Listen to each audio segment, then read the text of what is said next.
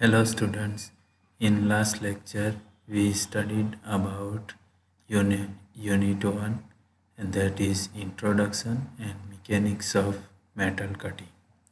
In this particular topic we have already studied the machining process. કે machining process એને કહેવાય કે દાગીના ઉપરથી બિનજરૂરી ધાતુ ચીપના ફોર્મમાં દૂર કરી દાગીનાને યોગ્ય માપ આકાર અને સરફેસ ફિનિશ આપવી. તો અહીં પણ એક ડ્રિલિંગ ઓપરેશન બતાવ્યું છે જે હોલ બનાવે છે પ્લેટની અંદર, અને એ હોલ એ મશીનિંગ પ્રોસેસ છે. ડ્રિલિંગ એ મશીનિંગ પ્રોસેસ છે અને પ્લેટ ઉપરથી હોલ બનાવવા માટે બિનજરૂરી ધાતુ જે ચીપના ફોર્મમાં દૂર કરવામાં આવે છે અને પ્લેટ ઉપર ડ્રિલિંગ ઓપરેશન દ્વારા એટલે કે મશીનિંગ દ્વારા હોલ તૈયાર કરવામાં આવે છે. That is our machining process. Now today I am going to discuss about what are the needs or importance of machining process. So in this topic, first importance or first need of machining process is દરેક engineering ધાતુ ઉપર આ પ્રક્રિયા થઈ શકે છે. So you can machine any types of engineering metals by machining. કોઈ પણ એન્જિનિયરિંગ ધાતુ હોય, મેટલ્સ હોય, તેના ઉપર મશીનિંગ પ્રક્રિયા થઈ શકે છે. જેવા કે અહીં આકૃતિમાં દર્શાવ્યા છે ઘણા બધા આકાર, અને આ ઘણા બધા આકાર તમે મશીનિંગ પ્રક્રિયાથી જુદી જુદી મેટલનો ઉપયોગ કરીને બનાવી શકો છો. મેટલ એટલે કે cast iron, mild steel, aluminium, copper વગેરે. યોગ્ય ચોકસાઈવાળા એટલે કે માપ અને ટોલરન્સવાળા દાગીનાઓ બનાવી શકાય છે. કે જે દાગીના તમે અહીં આકૃતિમાં જોશો તો એક વ્યવસ્થિત ચોકસાઈ એટલે કે એક્યુરસી છે અહીંયા જે તમને જોવા મળે છે. એટલે કે એનું માપ પણ ચોક્કસ છે અને એની ક્વોલિટી એટલે એની એક્યુરસી પણ ચોક્કસ છે. જે દાગીના મશીનિંગ પ્રક્રિયાથી બનાવી શકાય છે. યોગ્ય આકારવાળા દાગીનાઓ બનાવી શકાય છે. અહીં જુદા જુદા આકારના દાગીના મૂકેલા છે જે મશીનિંગ પ્રક્રિયાથી જ તૈયાર કરવામાં આવે છે. જેવા કે અહીં આકૃતિમાં બોલ્ટ દર્શાવ્યો છે, અહીં નટ છે, બરાબર. અહીં ફ્લેટ પ્લેટ ઉપર જુદા જુદો આકાર બનાવીને તૈયાર કરવામાં આવે છે. તો આ બધા દાગીના જુદા જુદા આકારના છે અને તે મશીનિંગ પ્રક્રિયાથી બનાવી શકાય છે. પ્રમાણિત સરફેસ ફિનિશવાળા દાગીનાઓ બનાવી શકાય છે. જુઓ, એક્યુરસી એટલે કે સરફેસ ફિનિશ આ દાગીનાની એકદમ સ્પષ્ટ અને ચોક્કસ છે. એટલે કે સારી સરફેસ ફિનિશવાળા દાગીનો છે, એના ઉપર કોઈ સ્ક્રેચીસ નથી કે ખરબચડા ભાગ નથી. એટલે યોગ્ય સરફેસ ફિનિશવાળા દાગીનાઓ મશીનિંગ પ્રક્રિયાથી બનાવી શકાય છે. ધાતુ દૂર કરવાની પ્રક્રિયા ઝડપી છે. તમે જે દાગીના બનાવશો એ ખૂબ જ ઝડપથી મશીન ઉપર બનાવી શકશો. એટલે ઝડપી પ્રક્રિયા છે. મશીન ટૂલને વિસ્તૃત ટૂલિંગની જરૂર પડતી નથી. કોઈ જુદા જુદા આકારના દાગીના બનાવવા માટે કોઈ સ્પેશિયલ પ્રકારના ટૂલિંગની જરૂર પડતી નથી. મશીનિંગ પ્રક્રિયા દરમિયાન ટૂલનો ઘસારો મોંઘો પડતો નથી. જે ટૂલ કટિંગ પ્રક્રિયા કરે છે આ દાગીના બનાવવા માટે, એ ઝડપથી ઘસાઈ જતા નથી અને એક જ ટૂલથી આપણે ઘણા બધા દાગીના બનાવી શકીએ છીએ. એટલે કે ટૂલનો ઘસારો મોંઘો પડતો નથી. એટલે કે ટૂલ ઝડપથી ઘસાઈ જતું નથી અને એક જ ટૂલથી આપણે ઘણા બધા દાગીના બનાવી શકીએ છીએ. મશીનિંગ સાથે સંબંધ ધરાવતા મોટાભાગના પેરામીટર્સનું નિયંત્રણ કરી શકાય છે. So you can control all the parameters that is related to machining process. જેવા કે કટિંગ સ્પીડ છે, ફીડ છે, ડેપ્થ ઓફ કટ વગેરેને મશીન ઉપર જ્યારે મશીનિંગ પ્રક્રિયા કરવામાં આવે છે ત્યારે વધતી ઓછી કટિંગ સ્પીડ, ફીડ અને ડેપ્થ ઓફ કટ લઈને આપણે મશીનિંગ પ્રક્રિયા કરી શકીએ છીએ. એટલે કે મશીનિંગ સાથે સંબંધ ધરાવતા મોટાભાગના પેરામીટર્સનું આપણે નિયંત્રણ એટલે કે કંટ્રોલ કરી શકીએ છીએ.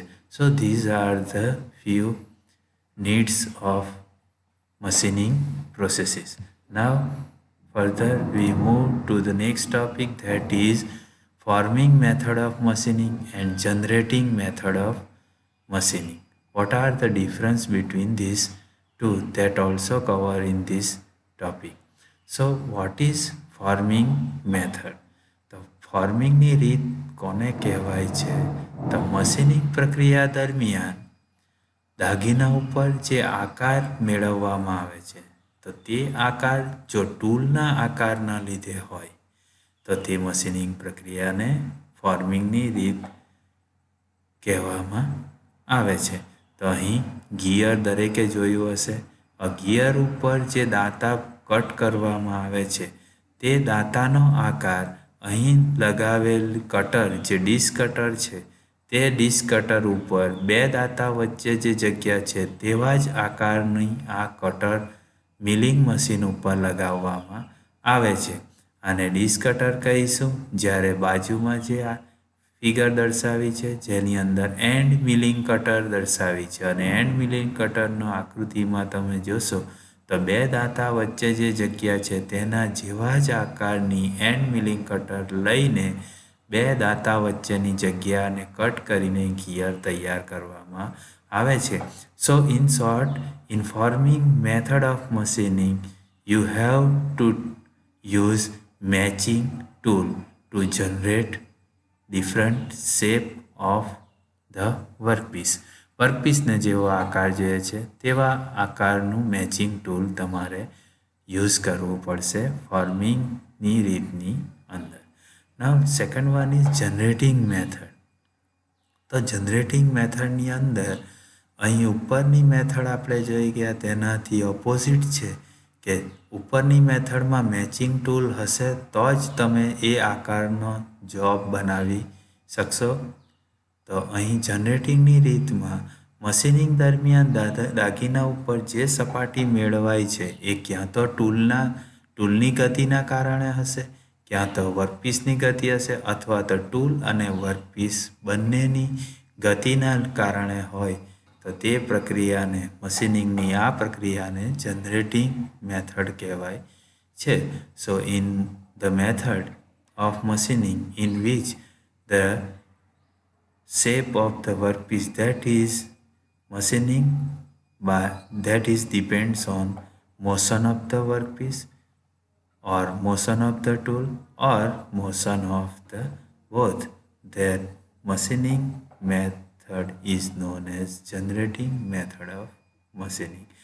આકૃતિમાં જોશો તો ટૂલનો આકાર એક સરખો છે પરંતુ વર્કપીસ ઉપર જે આકાર આપણે મેળવીએ છીએ તે પહેલા વર્કપીસ ઉપર સ્ટ્રેટ ટર્નિંગ થાય છે, બીજા વર્કપીસ ઉપર ટેપર ટર્નિંગ થાય છે અને ત્રીજા વર્કપીસ ઉપર જે આકારની ફોર્મ જોઈએ છે સરફેસ ઉપર શાફ્ટ ઉપર તેવા આકારનું ફોર્મ આપણે મેળવી શકીએ છીએ. પરંતુ બધા ઓપરેશનની અંદર ટૂલનો આકાર એક જ છે પરંતુ વર્કપીસ ઉપર જે આકાર મળે છે તે આકાર ટૂલની ગતિ અથવા તો વર્કપીસની ગતિ અથવા બંનેની એકસાથે ગતિ ઉપર આધાર રાખે છે. સો it is known as generating method of machining. Now we will see the difference between forming and generating method of machining. Forming અને generating method વચ્ચે શું તફાવત છે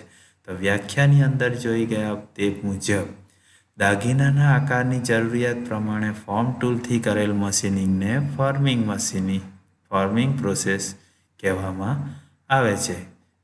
એટલે કે અલગ અલગ આકાર માટે મેચિંગ ટૂલની જરૂર પડે છે ફોર્મિંગની રીતની અંદર. જ્યારે જનરેટિંગમાં જેવો આકાર વર્કપીસ ઉપર જોઈએ છે તે આકાર મેળવવા માટે ક્યાં તો ટૂલને ગતિ આપવામાં આવશે, ક્યાં તો વર્કપીસને ગતિ આપવામાં આવે, અથવા તો ટૂલ અને વર્કપીસને બંનેને ગતિ આપીને મશીનિંગ પ્રક્રિયા કરવામાં આવે છે, એટલે એને જનરેટિંગની રીત કહેવામાં આવે છે. તો જનરેટિંગની રીતની અંદર ટૂલનો આકાર બનાવાતી સપાટી ઉપર આધાર રાખતો નથી, કારણ કે એસપીસીટીથી અહીં સિંગલ પોઈન્ટ કટિંગ ટૂલની મદદથી આપણે સ્ટ્રેટ ટર્નિંગ કર્યું, ટેપર ટર્નિંગ કર્યું અને ફોર્મ ટર્નિંગ પણ કરી શકાય છે. તો ફોર્મિંગની રીતની અંદર આપણે ઉપર ફોર્મિંગની રીતની વ્યાખ્યાની અંદર જે ઉદાહરણ જોયું તે જ છે, જે મિલિંગ મશીન ઉપર બનાવેલ ગિયરનું ઉદાહરણ છે. મિલિંગ મશીન ઉપર આ જે રીતની કટર યુઝ થાય તેવી રીતે વી કટર અથવા તો એંગલ કટરની મદદથી આપણે કોઈ પણ વર્કપીસની અંદર વી ગ્રુવ તૈયાર કરી શકીએ છીએ. તથા બ્રોચિંગથી આપણે ગિયર જે બનાવીએ છીએ તો બ્રોચિંગ ટૂલ ઉપર ગિયરના જેવા દાંતા હોય એવા જ આકારના દાંતા રાખવામાં આવે છે, જેથી બ્રોચિંગથી ગિયર તૈયાર કરી શકાય છે. જ્યારે ઉદાહરણ તરીકે જનરેટિંગ મેથડની અંદર લેથ મશીન ઉપર ટર્નિંગ કરીને બનાવેલ શાફ્ટ, તો આ શાફ્ટ જે છે જે લેથ મશીન પર તૈયાર કરવામાં આવે છે, જે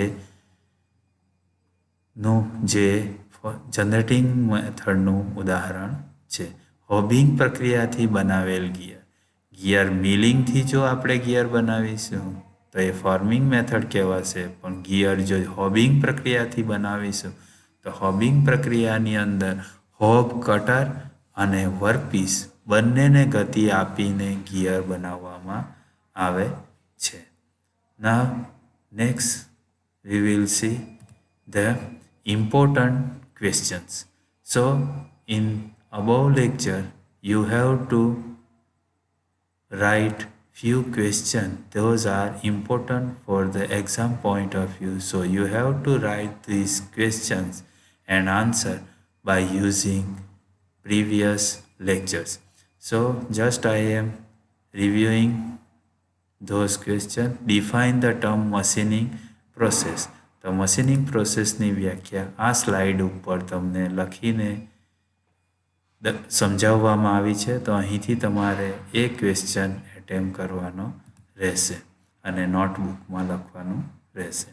right various method of machining. So the various method of machining are listed in this PPT. Next question is, what are the need of manufacturing process? Today I have covering what are the needs of machining process. Then define generating and forming process. With the example you can write the definition of forming and generating from this slide. And last question is, list any 4 processes of generating method. So generating method ની જુદી જુદી 4 પ્રક્રિયા લખવાની છે. તો lathe machine ઉપર turning કરીને બનાવેલો શાફ્ટ જે જનરેટિંગ મેથડનું ઉદાહરણ છે. હોબિંગ પ્રક્રિયાથી બનાવેલ ગિયર જે જનરેટિંગ મેથડનું ઉદાહરણ છે. લેથ મશીન ઉપર બનાવેલ રોલર અને લેથ મશીન પર બનાવેલ બુશ જે પણ જનરેટિંગ મેથડના ઉદાહરણ છે. So you can attempt easily by this final question of this topic. So you can easily write any 4 processes of generating method. Thank you.